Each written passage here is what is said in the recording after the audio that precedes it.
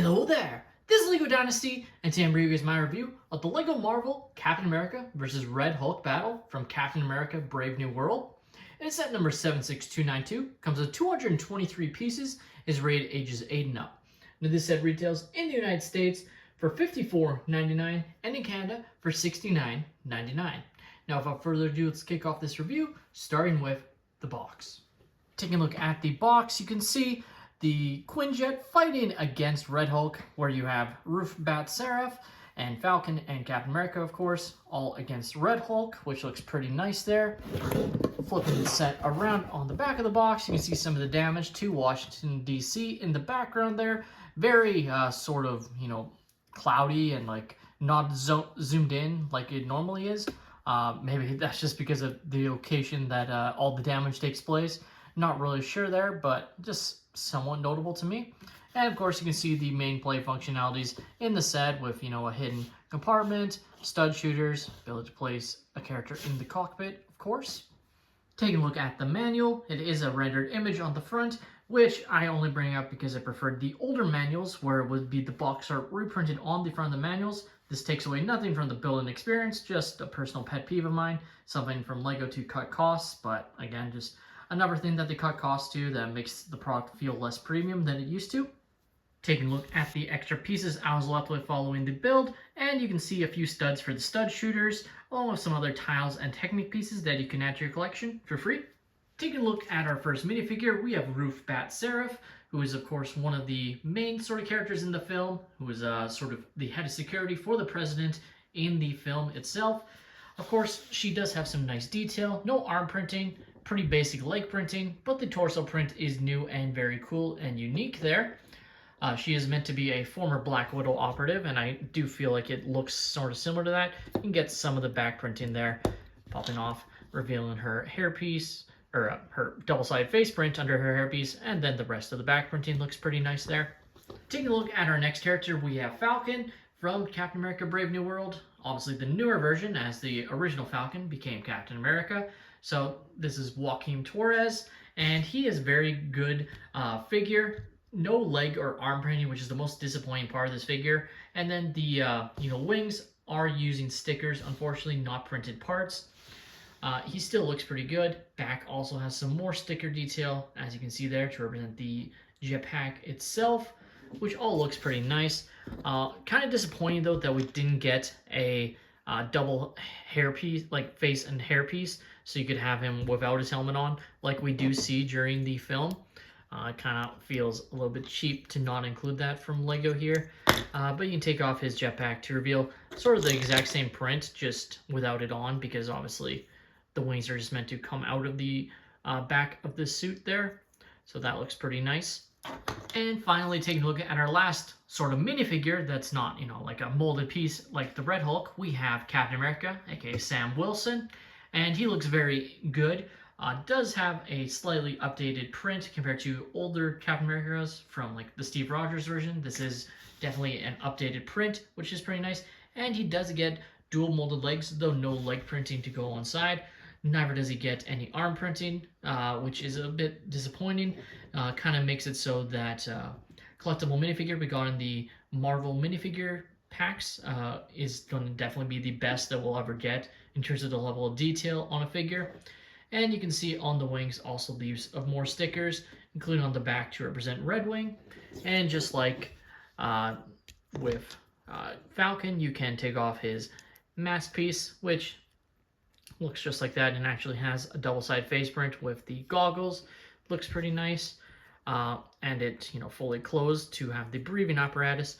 And you can also take off this piece here to reveal the back printing as well, which looks just like that. And finally, we take a look at the Red Hulk mold, which does look pretty excellent, I have to say. But the one disappointing thing is it is basically the exact same as the regular Hulk, just in red. There's nothing really that makes it more unique or different. Just, black trunks and red body.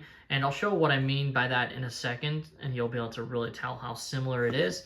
Of course, you can pop off the hairpiece. No double-sided face print, of course. Why would they give you that on this set? But he still looks good. It's not a function exactly like the other Hulk mold. You can move the arms and the hands, but the rest of the body is not opposable. And you can pop off the head if you so desire to, and basically decapitate the Hulk, I guess.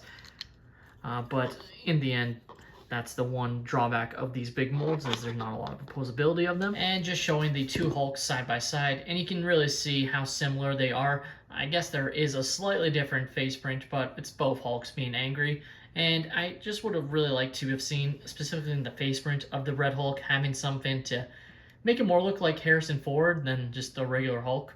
Obviously, that would have been a little bit more difficult, but for the set's cost, I feel like they could have done something different with the face to make it look a bit different. Taking a look at our very downscaled Jet here, which I guess kind of makes sense in the era of downscaling that we're in, though still a little bit disappointing.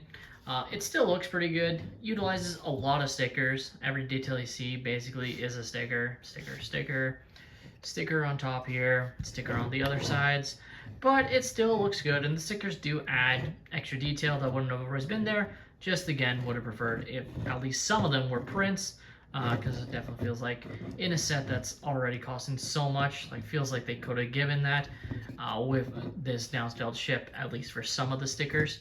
You do have room in your cockpit, which has some nice computer panels, as you can see right there, to place your character, which is meant to be, of course, Roofmat Seraph. So she can just sit inside like so, and looks pretty good inside. You can see her through that cockpit piece. Looks very nice, I have to say. Like I said, on the box, it does have these stud shooters on both sides, and basically the way you fire them off is you just press down on this and it'll shoot off, and then they give you extras in case you happen to lose them, which is definitely pretty nice, and I'm sure a feature kids would appreciate. The other play feature, if you want to call it that, is the compartment hiding this chest here, which you can open up to reveal some gold, or not gold, some silver bars, because I guess the Red Hulk was stealing stuff. This is obviously like Disney didn't give Lego much to go off of. In fact, I'm not even sure if we really see a ship like this in the film. I've only seen it once, so I could be wrong. Maybe it was in there, maybe it was originally in parts of it, because obviously there's a lot about the film having extensive reshoots and changing up how the film was supposed to be. So very likely this might have at some point actually had a much larger feature part than what I remember, but as far as I'm aware, this is kind of just a playset that doesn't really impact the actual film it's based on at all.